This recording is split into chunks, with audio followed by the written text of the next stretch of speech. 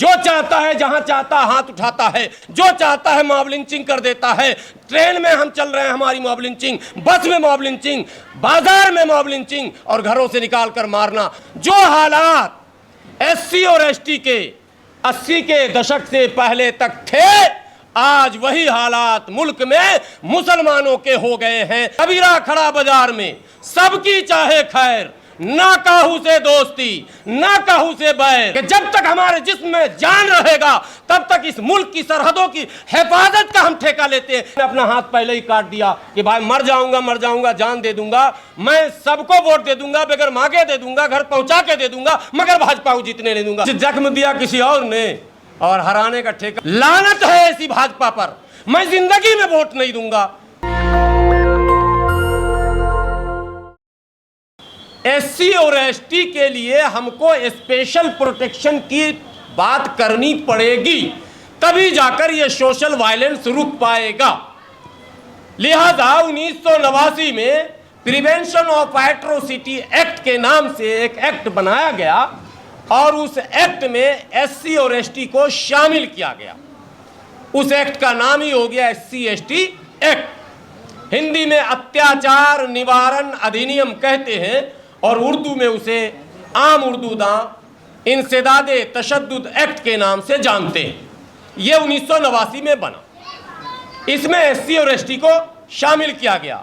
इतिहास को खंगाल कर देख लीजिए, इस एक्ट के आने के बाद अगर डेटा के एक्सपर्ट कोई होंगे तो वो डेटा निकाल कर देखेंगे कि जब ये एक्ट आ गया तब से लेकर अब तक सोशल वायलेंस का ग्राफ नीचे गिरता गिरता गिरता चला गया।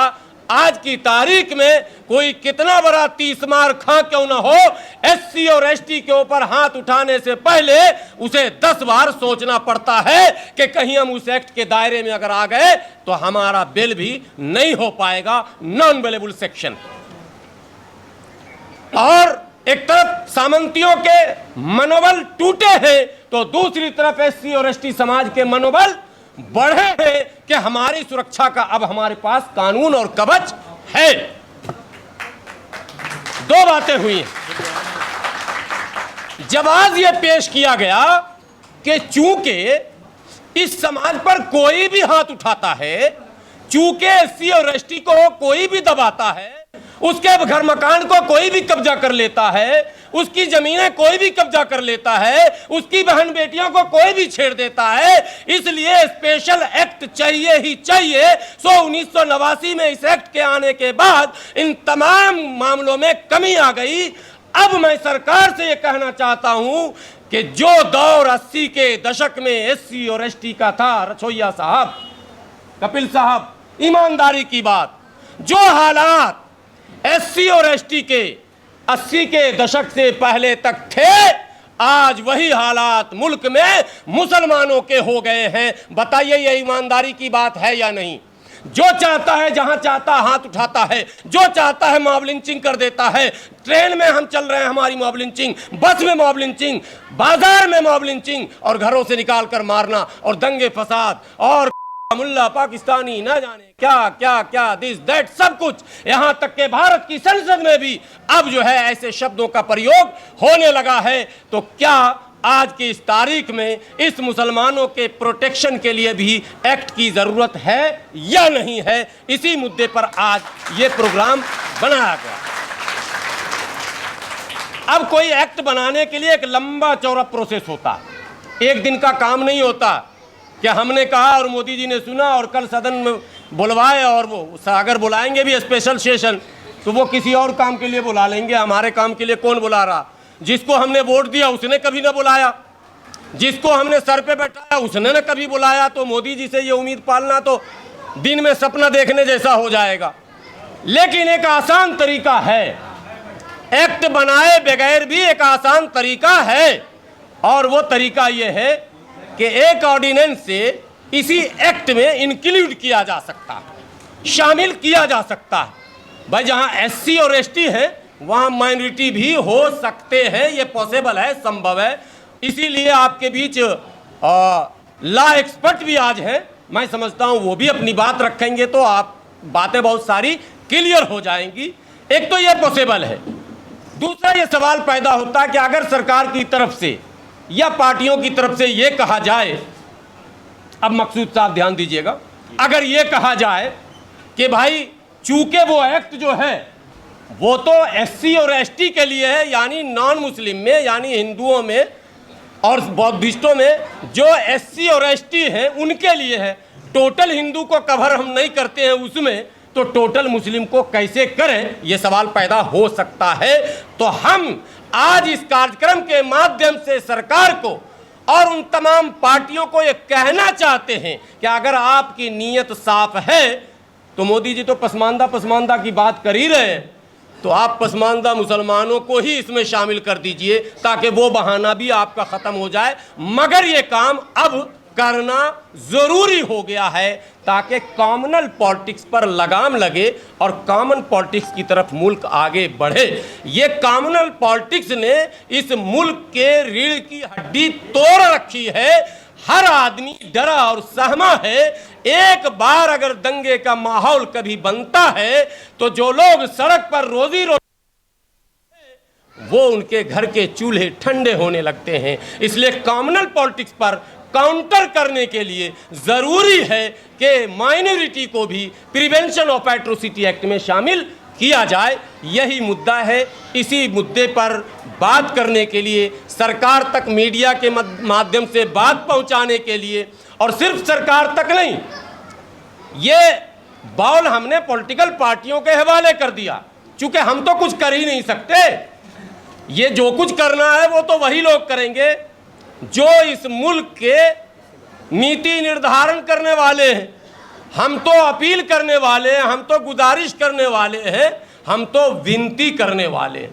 सो आज इस मंच के माध्यम से हम ये विनती करते हैं कि मौजूदा मरकजी सरकार, केंद्र सरकार, मोदी जी की सरकार यदि चाहे तो इस काम को कर कर एक नया इतिहास रच सकती है और जो अविश्वास का वातावरण माइनॉरिटी के बीच है उसे विश्वास में बदलने का काम भी कर सकती है। लेकिन साथ ही साथ विपक्ष के उन नेताओं से जो एक गठबंधन बना रहे हैं, भावी योजना बना रहे हैं, सर मैं अपने वक्ताओं के लिए ये बात अब रख रहा हूं, खुली किताब हमारी, कबीरा खड़ा बाजार में, सबकी चाहे खैर, ना काहू से दोस्ती ना काहू से बैर। हम पक्षपात नहीं कर रहे हैं, हम कह रहे हैं आइए कांग्रेस के लोगों, आइए समाजवादी पार्टी के लोगों, आइए बहुजन समाज पार्टी के लोगों, आइए टीएमसी के लोगों, आइए आम आदमी पार्टी के लोगों, आइए आरजेडी के लोगों, कम्युनिस्ट के लोगों और तमाम दल के लोग आप आइए, आप ही इस मुद्दे को उठाइए और कहिए कि अगर हमारी सरकार बनी तो हम इस काम को कर देंगे, तो ये समाज आपके साथ खड़ा हो जाए। लेकिन बगैर शर्तों के हमने जो वोट देने का सिलसिला चलाया, हराने और जिताने के नाम पर, उसका खमियाजा हमारे समाज को लगातार भुगतना पड़ा है। इस सच्चाई को भी हमें तस्लीम करना पड़ेगा। सर हमने बगैर शर्त के, कोई शर्त नहीं, शर्त यह है कि भाजपा हार जाए, ये कोई शर्त है क्या? अरे ये कोई शर्त है? अगर भाजपा खराब है मुल्क हरा देगा, देश हराएगा, 80% 85% लोग हरा देंगे। आप 15% ही अगर ठेका ले लेंगे तो कैसे काम चलेगा? हाँ, हम ठेका लेते हैं कि जब तक हमारे जिस्म में जान रहेगा तब तक इस मुल्क की सरहदों की हिफाजत का हम ठेका लेते हैं। यह ऐलान तो हम कर सकते हैं, लेकिन किसी को हराने और जिताने का हम ऐलान नहीं करेंगे। पॉलिटिक्स होता क्या है ये सीखिए, हम सीखते नहीं हैं। जबकि हमारे यहाँ तो काले कौए से भी सीखने को कहा गया। हजरत मौलाना तशरीफ फरमा है यहाँ पर, मौलाना मुमताज साहब है ना, नबी का वो तरीका, काले कौए से भी तो हमने सीखा साहब। और आज हम मुल्क के उन तमाम लोगों से नहीं सीखते। आबादी हमारी सरकारी, रछोइया साहब, डीसी कपिल साहब, दुआ साहब, प्रोफेसर साहब, हमारी आबादी सरकारी आंकड़े में 14 पॉइंट सर कुछ है, यानी लगभग 15%। ईमानदारी से यहाँ सारे स्कॉलर टॉप लोग बैठे हैं। आप सभी पढ़े लिखो दानिश्वर, कलेजे पे हाथ रख के कहो हमारी आज मौजूदगी कितने % मौजूदगी? 2, 2.5, 3। बाकी की नौकरी कौन खा रहा मेरा? बाकी का बिजनेस कौन खा रहा मेरा? बाकी का हिस्सा कौन खा रहा मेरा? हमने कभी जानने की कोशिश की? वही खा रहा जिसकी आबादी 2, 3, 4% है। और वही हमको हरवाता भी है, जितवाता भी है। आप समझ रहे हैं? वही हमें कहता तुम उधर हराओ, हम हैं तुम्हारे साथ, और वही उधर जितवा भी रहा, हार भी रहा। तो वो तो दोनों हाथ में लड्डू रखे हुए, और हमने अपना हाथ पहले ही काट दिया कि भाई मर जाऊंगा, जान दे दूंगा, मैं सबको वोट दे दूंगा, बगैर मांगे दे दूंगा, घर पहुंचा के दे दूंगा, मगर भाजपा को जीतने नहीं दूंगा। सब लोग हंस रहे हैं। दुनिया में अगर मूर्खों की कोई सबसे बड़ी टीम है तो वो हम खड़े हैं, यहाँ पर मौजूद है। इससे बड़ा मूर्ख नहीं होगा जो घर पहुंचा कर वोट देने को तैयार है। भाई अल्लाह के वास्ते भूल जाओ इन चीजों को। किसी चौक चौराहे पर, किसी होटल में और किसी मंच पे कभी ये मत कहो कि हम फलां को हराएंगे, चाहे अंजाम जो हो। याद रखो, अंजाम हमारे समाज का खराब हो जाएगा, हमारे मुल्क का खराब हो जाएगा। हम जिस फिरका परस्त ताकतों को कुचलना चाहते हैं, हम जिसकी फिरका परस्ती को मिटाना चाहते हैं, हम जिस सांप्रदायिक शक्तियों को कम करना चाहते हैं, हमारे इस बात से वो शक्तियां और मजबूत होती चली जा रही है। इसलिए ये शब्द बंद होना चाहिए। भाई वोट अच्छे लोगों को देंगे, बुरे लोगों को नहीं देंगे। जो अच्छा आदमी होगा, चाहे आम से आए, इमली से आए, कटहल से आए, ए से आए, बी से आए, हमें मतलब नहीं। आदमी अगर अच्छा है दुआ साहब तो उसे जिता दो, और आदमी अगर खराब है तो उसे हरा दो। सिंपल लॉजिक है साहब। ये इस्लाम भी कहता है अच्छों का इंतखाब होना चाहिए और बुरों का विरोध होना चाहिए। तो ये सब हमें समझना है। इस मुद्दे के माध्यम से हम एक बात, एक पैगाम देते हैं लोगों को कि आप, यूनाइटेड मुस्लिम मोर्चा यही चाहती है, लगातार ये हमारी कोशिश है कि हम लोगों को ये कहें भाई हराओ जिताओ का ठेका हमको छोड़ देना है और मुद्दा हमको क्रिएट करना है। आर्टिकल 341 पर लगातार ये साथी, इसमें से बहुत सारे साथी हमारे सामने नजर आ रहे हैं, वो सारे साथी जिन्होंने लाठी डंडे खाए हैं, जिन्होंने धरने प्रदर्शन में अपना पूरा वक्त दिया है। और ये लगभग 12-13 साल का अरसा हो गया हकीम हवारी साहब, लगभग 13-14 साल से इस दिल्ली में आर्टिकल 341 इशू था। पाबंदी किसने लगाई सबको पता है। और जब सुप्रीम कोर्ट ने नोटिफिकेशन किया तो जवाब देने से इनकार भी किया, वकील साहब को पता। तो सब कुछ जख्म दिया किसी और ने, और हराने का ठेका। अब ये बात जब मैं कहता हूँ, खुदा के वास्ते मुझे भी बी टीम सी टीम मत कर देना भाई। ये मुसलमानों का मिजाज बना दिया गया है कि अगर ये बात बोले तो लगता है इसका मतलब है भाजपा इसके पीछे है। लानत है ऐसी भाजपा पर। मैं जिंदगी में वोट नहीं दूंगा, लेकिन मैं उस कांग्रेस को भी नहीं दूंगा जिस कांग्रेस ने हमें तबाह और बर्बाद कर दिया। यह पहले समझो। अगर कांग्रेस का विरोध किया तो भाजपाई, समाजवादी का विरोध किया तो भाजपाई, बसपा का विरोध किया तो भाजपाई, किसी का विरोध करना भाजपाई है। यह कौन सा पैमाना भाई? आपको मुद्दा समझना है। आर्टिकल 341 के साथ जो कुछ घटना घटी, जो दलित मुसलमानों को मुख्य धारा से काट कर फेंक दिया गया, उस षड्यंत्र को आपने नहीं समझा और आपके आगे भाजपा लाकर खड़ा कर दिया गया। देखो भेड़िया आ गया, भेड़िया आ गया, खा जाएगा तुमको। और हम कहां से कहां पहुंच गए। इसलिए रोजी रोटी, पढ़ाई लिखाई, दवाई, ये हमारा मुद्दा है साहब। हराना और जिताना नहीं हमारा मुद्दा। हमें बराबरी, हिस्सेदारी, आबादी के अनुपात में भागीदारी, ये हमारा मुद्दा है। मैं इससे ज़्यादा एक सेकंड भी अब वक्त नहीं लूँगा।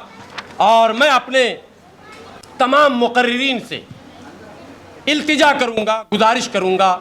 मेरा ये कद ही नहीं है कि मैं हुक्म दे सकूँ, लेकिन इल्तिजा करने का हक हमको है। मैं विनती करूँगा कि जो इशूज़ हैं उसको सेंटर पर रखेंगे और उसी इशूज़ के परिप्रेक्ष्य में क्या वाकई ऑल इंडिया यूनाइटेड मुस्लिम मोर्चा ने जो ये फिक्र की है, जो ये चिंता की है, ये वाजिब है। क्या इसको राष्ट्रीय मुद्दा बनना चाहिए या नहीं बनना चाहिए? आज के दौर में क्या वाकई इसकी ज़रूरत है या नहीं है, इस पर रोशनी डालेंगे। और ताकि तमाम जो दिगर हजरात जो समाज के बीच उठते बैठते हैं, जिनकी पैठ है, ये आम लोग नहीं है, ख़ास लोग बैठे हैं हमारे सब, ये सारे लड़ाकू विमान हैं, जेट विमान हैं, ये समझ लीजिए। तो ये लोग वो हैं जो 10, 20, 50 में हमेशा बैठते हैं। ये आपका पैगाम वहाँ तक पहुँचाएंगे। नेशनल दस्तक की आपसे गुजारिश है कि अगर इसको बचाना चाहते हैं तो नेशनल दस्तक को सब्सक्राइब करने के लिए रेड कलर के सब्सक्राइब बटन को दबाएं, फिर बेल आइकन की घंटी दबाएं। नेशनल दस्तक को बचाने के लिए बहुत जरूरी है कि हर खबर को शेयर करें, लाइक करें, कमेंट जरूर करें।